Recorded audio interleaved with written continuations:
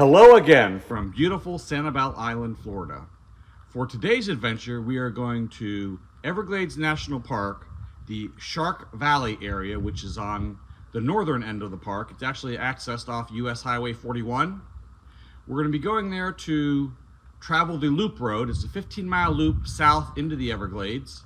You can either ride a bike, ride an e-bike, walk, or they have a tram tour you can take as well.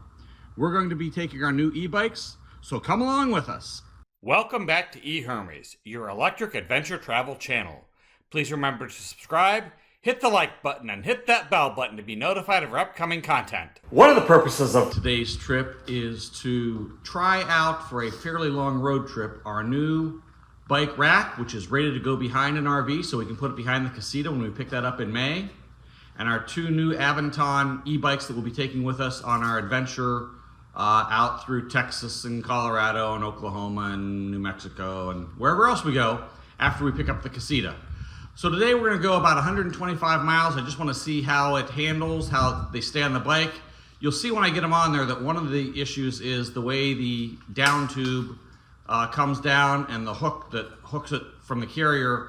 It's not great. It's on the battery, first of all, and it's also kind of at an angle.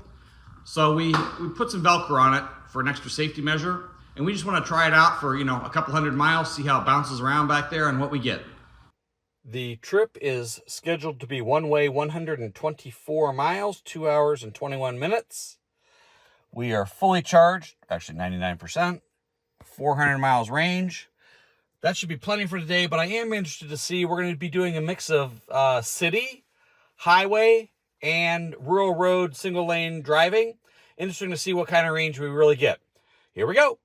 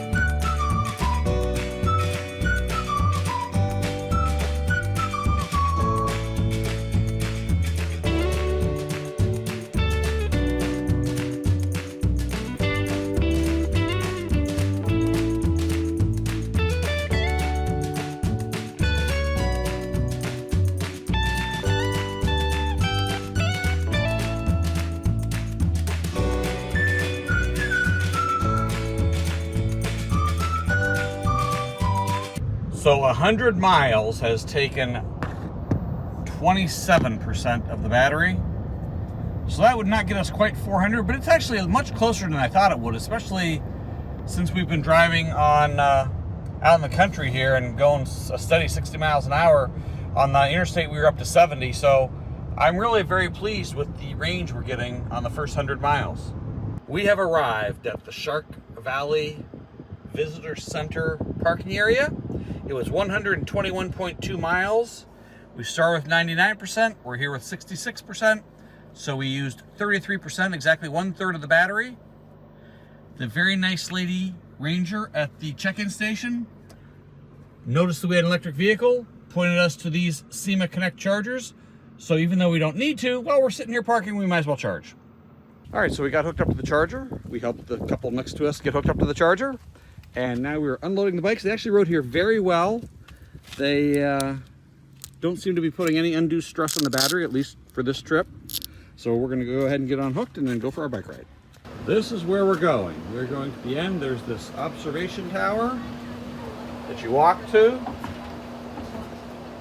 Like I say, you can hike it. All of 15 miles, I'm not sure I'd be interested in that. You can bike it or you can ride their tram. Here we are heading out, starting the 15-mile loop. You actually go the opposite direction the trams do, and when they come, you get out of the way. And we have something up here. We have Mrs. E-Hermes.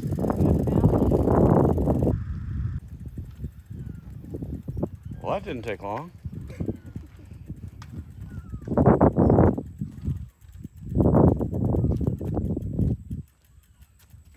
The water lilies are just about to bloom. You can see they've started to bud, but they have not broken out into flowers quite yet. Mrs. E-Hermes just about jumped out of her skin when we came upon this fellow somewhat unexpectedly. 2 gators, 1 turtle so far.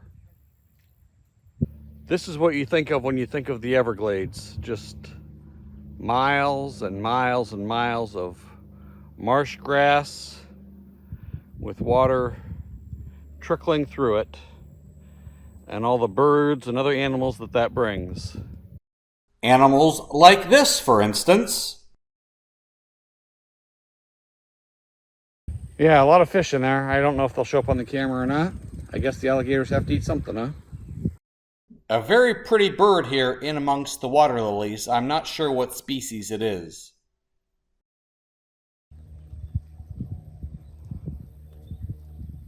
Right from the handlebars. I believe that would be a great blue heron. As we rode along, we continued to see wildlife, including this additional blue heron. As we rode along, we continued to come across wildlife. This gator was keeping it cool, keeping himself completely in the water. As we said, another way to do the tour is via this tram. I saw the price, I don't remember what they were. $8 range, maybe, I think under $10. And they take you around. So he was completely underwater when I first came by, and I just caught a glimpse of him. Now he's surfacing. He was perpendicular to the drain pipe, not in it, but beside it. And Anahinga stretching its wings out to dry after diving for fish. We've got some very colorful fish here. Try to zoom in, it's really hard with the camera. So at the end of the road, there's an observation tower. You walk up and then you get really good views of the entire Everglades area. Here's the road we came in on. There's the road we'll go back on.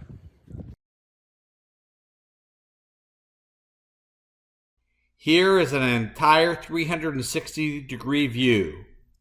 It is one of the largest expanses I've ever seen in the United States without any type of development, utility line, cell phone tower, or anything like that. There is one developed Native American community in the one corner, but that's about it.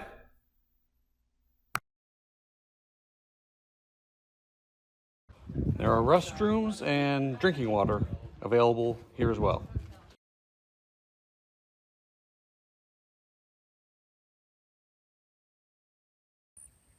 Mrs. E-Hermes says this is the same color as the one we saw earlier. I think it's a little browner, not as black. As it tends to do this time of year, it decided to have an afternoon shower.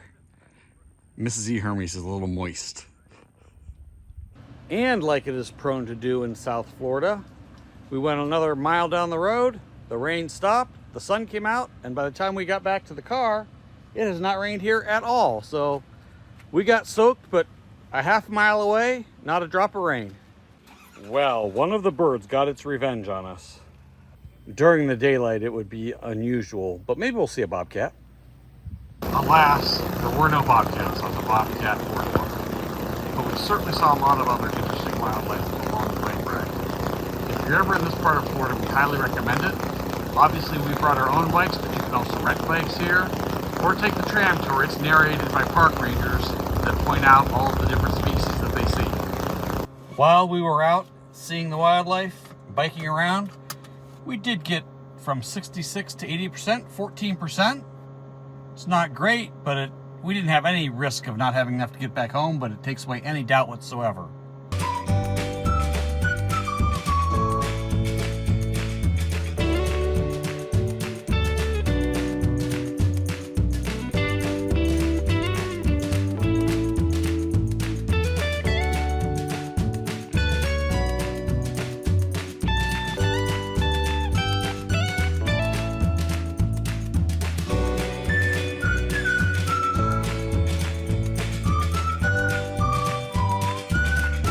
After poking around Everglades City and Marco Island and stopping for dinner on our way home, we are back. We went 278 miles. We started with 99%. We added 14% at the Everglades National Park. That's 113%. Minus 35% is 78% of the battery we used to go 278 miles. That's about 356 miles worth of a full battery, which for what we did, as much highway driving as we did, I think is pretty good. Plus, we stopped for a while and gear guard was on while we were in the restaurant eating. We hope you enjoyed this trip to the Shark Valley portion of Everglades National Park. If you did, please hit that like button. As always, please subscribe and please hit that bell button to be notified of our upcoming content. Thank you!